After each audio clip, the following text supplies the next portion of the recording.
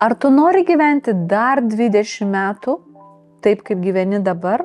Kodėl vis dėlto protingos ir daug pasiekusios moteris vieną dieną nebežino, o ko jos iš tikrųjų nori? Kai gimė mano trečias vaikas, pradėjau savo užduoti būtent šitą klausimą. Jis man buvo tikrai nemalonus, bet aš jį kartojau ne vieną dieną, kol negavau atsakymo, tvirto apsisprendimo. Ir šitas klausimas, Jolanta, ar tu nori dar taip gyventi 20 metų? Jis man ateidavo kiekvieną dieną, kol aš radau atsakymą ir tvirtą viduje sprendimą. Taip, tam reikia drąsos pažvelgti atvirai savo gyvenimą, kokiam etape ir kokiam amžiui jūs bebūtumėt. Nors iš šalies mano gyvenimas atrodė visai neblogai.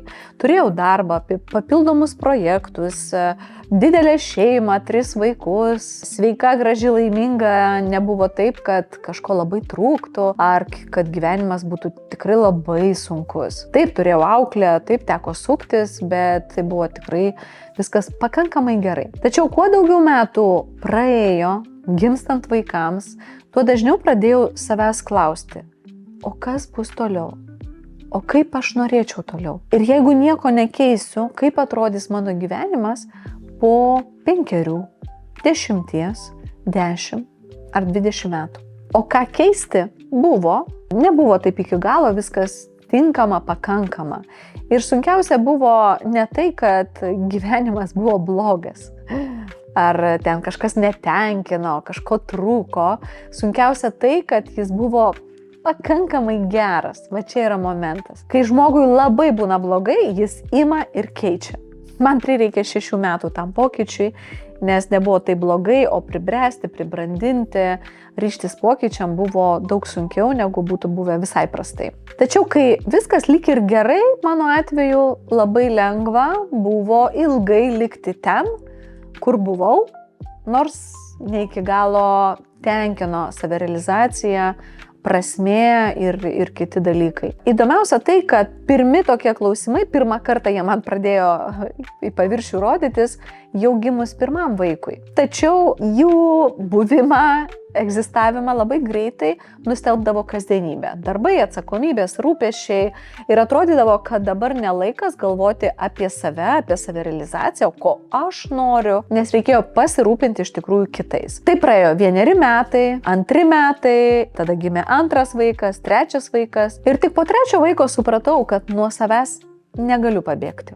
Galiu atidėlioti, bet niekur tai nedings. Ir klausimas tas mano vis grįždavo. Ar tikrai noriu taip gyventi toliau? Kaip? Kitaip nežinojau. Tuo metu dirbau darbą, kuris man davė tikrai pakankamai geras pajamas. Turėjau gerą atlyginimą, turėjau papildomų įvairių projektų, kažkur galimybių užsidirbti ir buvau tikrai gana stipriai gerai vertinama savo profesijoje kaip specialistė. Tačiau pastebėjau, kad man pradėjo trūkti kažko tarsi oro. Vėliau supratau, kad kažkokios prasmės neatrasdavau jau tame darbe, kuriame dirbau. Labai gerai prisimenu tą jausmą. Galėjau puikiai paruošti dokumentus, sutvarkyti projektus, protokolus, procedūras, atlikti visas reikalingas užduotis darbe, greitai ir už taip tikrai buvo labai neblogai mokama. Tačiau vis klausdavau, o kas iš to lieka man? Kur yra to tęstinumas? Kur aš kaip žmogus keliauju toliau, o kur yra tas tikras turėtų būti pokytis. Uždavinėdavau tokius tarsi klausimus, į kurių nėra atsakymų. Kartais net juokaudavau tame darbe, kad popierius iškenčia tikrai viską. Ant to popieriaus galima parašyti gražiausias strategijas, planus, vizijas. Tačiau man pradėjo norėtis matyti labiau apčiuopiamo, gyvo, prasmingesnio rezultato. Kas tai turėjo būti, aš nežinojau. Bet norėjau matyti žmonės, jų pokyčius, ar tai kaip kažkas pasikeičia ne tik dokumentuose, tam sausame gyvenime, o realiame, tikrame žmonių gyvenime. Ir kuo labiau tai jaučiau, tuo aiškiau supratau, kad man trūksta tikrai ne pinigų, man trūko prasmės. Dėl to dažnai šiandien sakau, kad aš dirbu ir kuriu verslą ne tik dėl pinigų. Man neužtenka versle ir mano profesijoje tik pinigų. Ir kai girdžiu moteris, kai jos sako, aš nebežinau, ko noriu. Ir žinote, kas įdomiausia, dažniausiai tai sako ne tos moteris, kurios nieko nepasiekė. Tai sako tikrai protingos, darbščios, atsakingos moteris, tos, kurios tikrai nemažai metų rūpinosi vaikais, juos paaugino, užaugino, šeima rūpinosi tėvais, darbu, puikiai atliko darbą ir su klientais, vadovaujamuose pareigose, organizavo komandas, atrodo spėdavo pasirūpinti visais aplinkiniais, tik ne savimi. Tik ne iki galo savo atsakyti, o ko aš iš tikrųjų noriu. Ir anksčiau ir vėliau ateina tas momentas, kada moteris sustoja ir pradeda klausti ir pradeda skirti daugiau to dėmesio, ieškant atsakymo į klausimą, ko noriu aš. Būtent profesinė kryptimi. Ir man atrodo, kad žmonės nežino, ko nori ne todėl, kad neturi svajonių. Dažniausiai tai nutinka tada, kai per ilgai gyveno ne pagal savo poreikius, o kitų lūkesčius. Taikėsi į kitų standartus, adaptavosi ir taip išmoko gyventi tam tikrų tokių modelių. Bet anksčiau ir vėliau tas klausimas, kaip kirminiukas viduje, pradeda vis labiau graužti. Kaip aš noriu, kokia mano kryptis, kur mano profesija. Viena iš tų problemų, kad daugiausiai renkamės ten, kur saugu, ten, kur teisinga. Ir kas nutinka sunkiausių momentų, kad nustojame girdėti savo vidinį balsą. Ir tas vidinio balso negirdėjimas, o jis girdimas dažniausiai per kūno pojūčius, per kūno reakciją, neįpratome turėti laiko skirti tam, analizuoti ir kūnas tyli. Kartais moteris sako, Jolanta, aš važiuoju į keliones, lepinu save, tikrai savim užsiimu, einu į masažus, perku gražius daiktus. Kodėl viduje jaučiu tą tuštumą? Aš manau, kad čia slypi būtent tas momentas. Palepinti save tai nėra tas pats, kas pažinti save. Nusipirkti naują suknelę tai ne tas pats, kas suprasti, ko iš tikrųjų trokšta mano širdis. Mes tik bandom pleistrus klijuoti. Išvažiuoti savaitgaliui su draugais kažkur labai aktyviai, tai nėra tas pats, kas iš tikrųjų susitikti su savimi, tyloje pabūnant. Ir kartais žmogus daug metų rūpinasi savimi iš išorės, tobula viskas, tačiau niekada nesustoja klausti, kas mane iš tikrųjų daro laimingą, kas suteikia man gyvenimo prasmę. Kur aš jaučiu tą gyvybę, tą aistrą gyvenimui? Kada paskutinį kartą iš tikrųjų jaučiau buvimą tikrą savimi?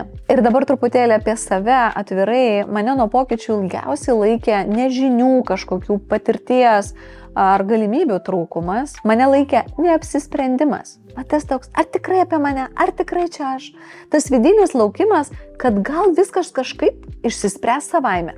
Gal kas nors kitas ateis ir už mane tai padarys. O gal atsiras koks nors ženklas stebuklingas ir pas mane užgims nauja drąsa. Gyvenimas man parodė labai svarbią pamoką.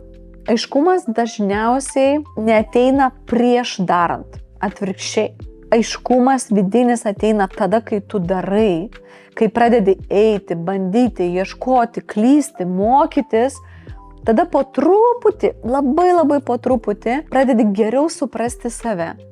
Ir ne anksčiau, ne atvirkščiai. Ir kai šiandien moteris ateina ir sako, aš nežinau, ko noriu ir taip toliau, aš labai aiškiai matau ir suprantu, kad per ilgas procesas buvo, kada rūpintasi savim ir save padėta į šoną. Bet nėra to blogo, svarbu, kad ateina laikas, kada moteris pradeda to klausti. Todėl pabaigai noriu tau palikti vieną klausimą. Jeigu niekas tavęs neteistų, jeigu niekam nereikėtų nieko įrodinėti ir jeigu niekas nesakytų, kaip tu turi gyventi, kaip iš tikrųjų atrodytų tavo gyvenimas šiandien. Ką veiktum, ką kurtum, kur būtum, kur vaikščiotum, su kuo tai darytum.